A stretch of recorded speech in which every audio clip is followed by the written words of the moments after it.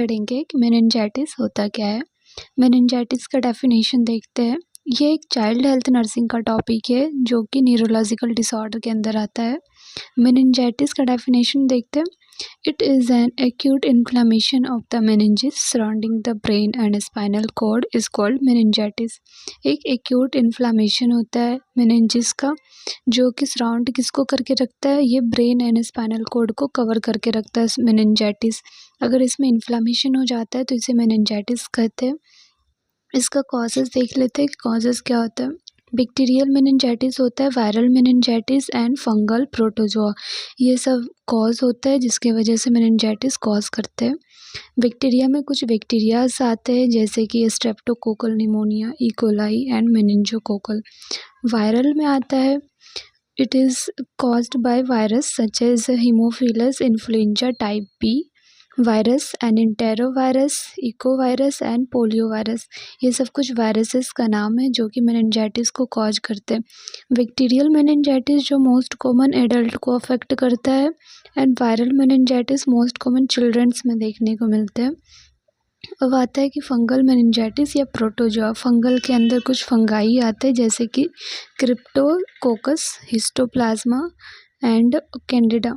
ये कुछ फंगाइस है जो कि मेनिंजाइटिस को भी कॉज करते हैं। और fungal meningitis is not contagious and can not spread from person to person. जो फंगल मेनिंजाइटिस होते हैं वो कंटाजियस नहीं होता है और ये पर्सन टू पर्सन स्प्रेड नहीं होता है, मतलब कि एक पर्सन से दूसरे पर्सन में स्प्रेड नहीं होते। अब आता है प्रोटोजोआ मेनिंजाइटिस, ये अमीबा के कारण हो सकता है। देखते हैं कि मेनिंजाइटिस के क्लिनिकल फीचर्स क्या है। बच्चों में क्या क्या क्लिनिकल फीचर्स देखने को मिलते हैं मेनिंजाइटिस अगर हो तो। इरिटेबिलिटी, मतलब बच्चा जो रहेगा इरिटेबल रहेगा। एक्सेसिव क्राई करेगा। Fever, vomiting, headache, lethargy, sleep disturbance हो जाएगी। समटाइम्स सीजर भी देखने को मिलेगा इन सीवियर केसेस। साइनोसिस में ब्लूइश डिस्कलरेशन ऑफ बॉडी, बच्चे का जो फिंगर एक्सट्रीमिटीज है, लिप, नेल, ये सब भी ब्लू देखने को मिल सकता है। If the infant older than 3 months the following clinical features appear. जो बच्चे 3 मंथ से ज़्यादा बड़े हैं उनमें कुछ साइन सिम्टम्स देखने को मिलते हैं जैसे कि fever, poor feeding, irritability, vomiting, seizure, high pitch cry, muscles rigidity, ये सब सिम्टम्स देखने को मिलेंगे। और if children over 3 years more likely to have other clinical features। अगर बच्चा 3 साल से ज़्यादा बड़ा है तो उसमें कुछ मेन सिम्टम्स देखने को मिलते हैं जैसे मसल्स रिजिडिटी एंड हेडेक। इसमें कुछ स्पेशल साइंस आते हैं जैसे कि कर्निंग साइन एंड ब्रूड की साइन। कर्निंग साइन ऐसा साइन होता है जब बच्चे का थाई को फ्लेक्स किया जाता है तो वो अपने आप एक्सटेंड कर नहीं पाता है, वो उसे एक्सटेंड करने में पेन होता है। एंड ब्रूड जींस की साइन एक ऐसी साइन होती है जिसमें कि मेनिंजाइटिस में सीन होता है। अगर बच्चे का हेड को फ्लेक्स करते हैं तो वो अपने नी एंड थाई को भी फ्लेक्स कर लेता है। डायग्नोस्टिक इवैल्यूएशन, इसमें कुछ डायग्नोस्टिक टेस्ट करेंगे जिससे कि मेनिंजाइटिस का पता लगाया जा सके। History collection, physical examination. History collection में उसका प्रीवियस हिस्ट्री देखेंगे, प्रीवियस फैमिली हिस्ट्री देख सकते हैं, एनवायरमेंटल हिस्ट्री पूछ सकते हैं। फिजिकल एग्जामिनेशन में हेड टू टू एग्जामिनेशन करेंगे बच्चे का जिसमें कि Kernig sign and Brudzinski की साइन को भी अपन देख सकते हैं। न्यूरोलॉजिकल एग्जामिनेशन, दैट मीन्स कि ब्रेन का एग्जामिनेशन करेंगे।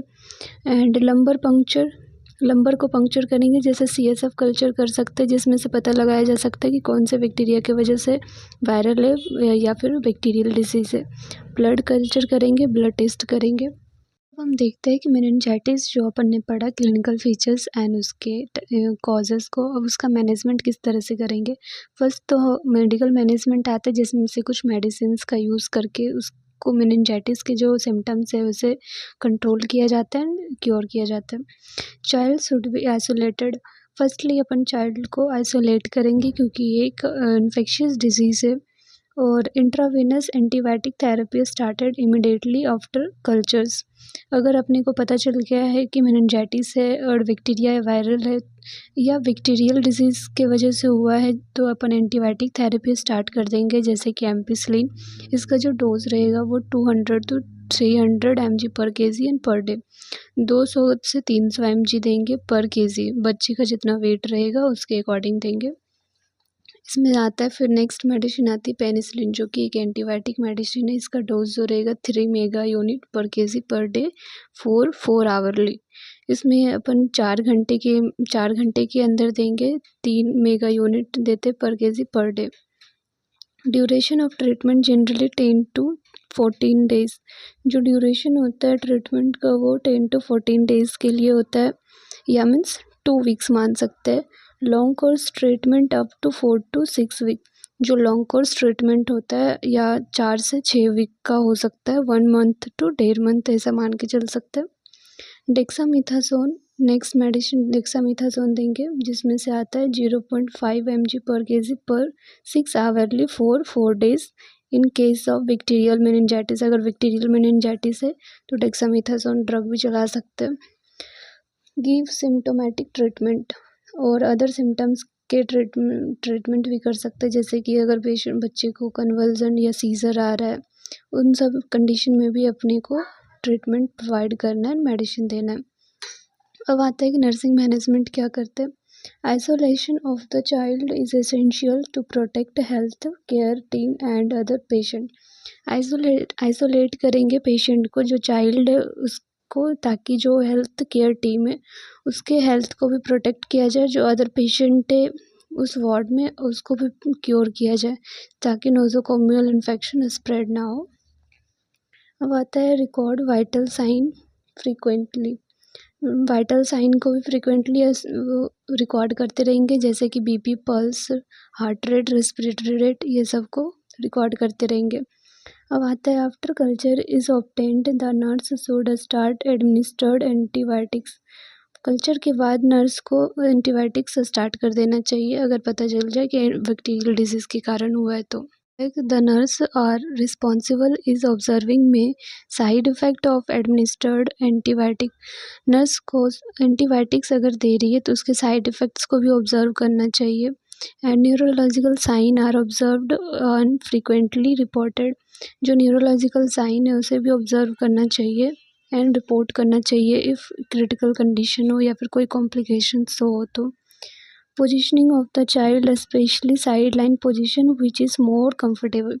जो पोजीशन से अपन साइड लाइन पोजिशन प्रोवाइड करेंगे जो कि बच्चे के लिए मोर कंफर्टेबल होता है, ताकि वो कुछ एस्पिरेट ना कर ले एंड उसके ट्रीटमेंट में हेल्पफुल होते हैं side line position. Maintain intake output chart. बच्चे के इनटेक आउटपुट चार्ट मेंटेन करेंगे। इनटेक मीन्स कि बच्चे कितना फ्लूइड उन बॉडी में ले रहा है, या फिर जैसे एनएस, डीएनएस, ये सब फ्लूइड कितना इनटेक कर रहा है। आउटपुट मीन्स जो यूरिन आउटपुट है उसे भी मेंटेन करेंगे। Nurse should instruct the patient regarding meningococcal vaccine. Nurse को इंस्ट्रक्ट करना चाहिए उनके फैमिलीज मेम्बर को या अदर मेम्बर को कि मेनिंजोकोकल वैक्सीन के बारे में, which are administered for children over 2 years of age, जो कि बच्चे के 2 साल के एज पर लगाया जाता है। कॉम्प्लिकेशंस इसके कुछ हो सकते हैं, जैसे हाइड्रोसेफेलस, ब्रेन में जो फ्लूइड का कलेक्शन हो जाता है, CSF collection, cerebral edema and cerebral abscess. Thank you for watching.